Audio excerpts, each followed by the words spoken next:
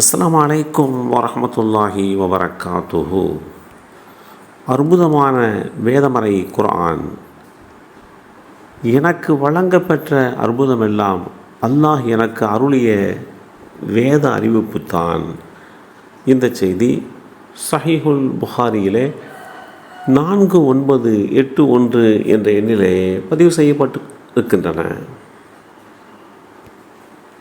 அல் குர்ஆனோடு அதில் சொல்லப்பட்டிருக்கக்கூடிய விஷயங்களோடு பல்வேறு விதமான தொடர்புகளையும் இணைத்து பார்க்கின்ற போது குர்ஆனுக்கு அல்லாஹ் மிகப்பெரிய ஒரு ஆற்றலை வழங்கியிருக்கிறான் என்பதைத்தான் புரிந்து கொள்ள முடியும். அல்லாஹு தஆலா தன்னுடைய தூதராக ஏற்றம் பெற்ற மூசா அலைஹிஸ்ஸலாம் அவர்களுக்கு கைத்தடியை பாம்பாக மாற்றும் ஆற்றலை கொடுத்தான்.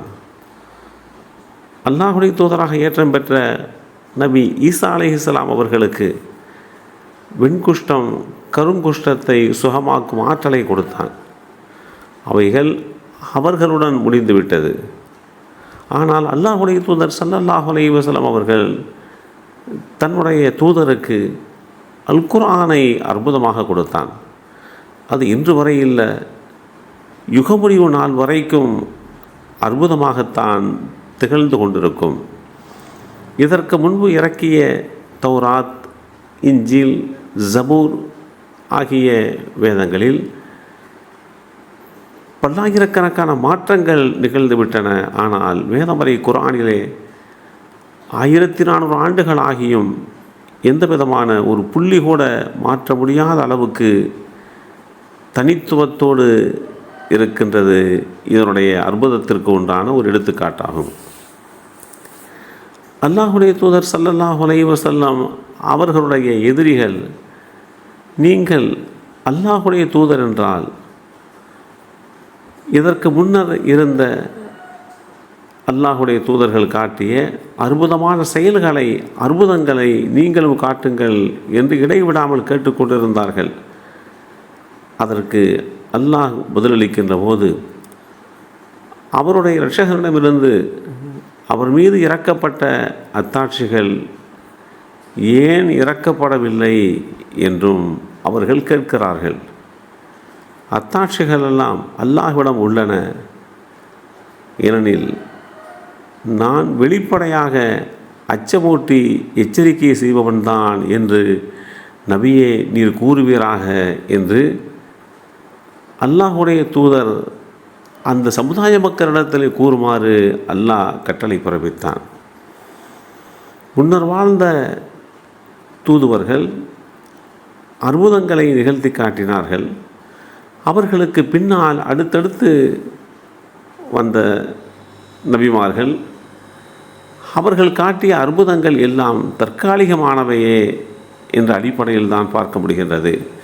ஆனால் அல்லாஹுடைய தூதர் ஸல்லல்லாஹு அலைஹி வஸல்லம் அவர்கள் இறுதி நபியாக இருந்ததனால் இனி எவரும் நபியாக வரப்போவதில்லை என்ற நிலையிலே அவர்களுக்கு வழங்கப்படுகின்ற அற்புதம் இறுதி நாள் வரை நிரந்தரமாக இருக்கக்கூடிய பேரற்புதமாக இருக்க வேண்டியது காலத்தினுடைய கட்டாயமாக இருந்தது. எனவே அத்தகைய பேரற்புதமாக இறுதி நாள் வரை அற்புதமாகவே திகழக்கூடிய குர்ஆனை அல்லாஹ் அருளினான். அந்த குர்ஆன் அற்புதங்களிலேயெல்லாம் மாபெரும் அற்புதமாக திகழ்கிறது என்பதோடு மாத்திரமல்ல, உலகில் இதுவரை எழுதப்பட்ட எந்த நூலும், எந்த வேதமும், எந்த நூலாசிரியரும் இப்படிப்பட்ட ஒரு சவாலை, அறைகூவலை மனித இனத்திற்கு முன் வைத்ததே இல்லை.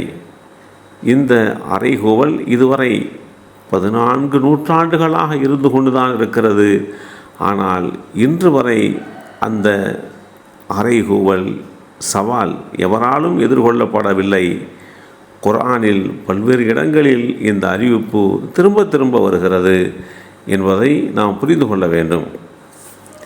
ஆக அரபுலகிலேயே தமது ஆற்றல் மிகு கவிதைகளாலும் வீறு கொண்ட உணர்வுகளாலும் புகழ்பெற்ற லபீத் என்பவர் இதை ஏற்று போட்டியிடுவதற்கு முன்வந்தார். அரபு நாட்டினுடைய மூலை முடுக்குகளெல்லாம் கவிதை வெள்ளம் கரை புரண்டு ஓடிக்கொண்டிருந்த காலகட்டத்தில் புனிதமான காபாவில் தொங்கவிடப்படுகின்ற கவிதைகளுக்கு தனி புகழ் இருந்தது. மிகச்சிறந்த கவிதைகளுக்கு மட்டுமே அந்த மரியாதை கிடைத்தது. அந்த மிகச்சிறந்த கவிஞர்களில் ஒருவரான லபீத் ஒரு கவிதை எழுதி புனிதமான காபாவுடைய வாயிலில் தொங்கவிட்டார்.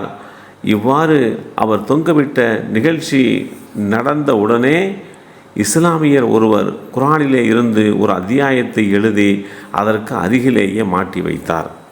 இஸ்லாத்தை அதுவரை ஏற்றுக்கொள்ளாதிருந்த கவிஞர் லபீத் மறுநாள் புனிதமான காபாவில் வாயில் அருகிலே வந்தார்.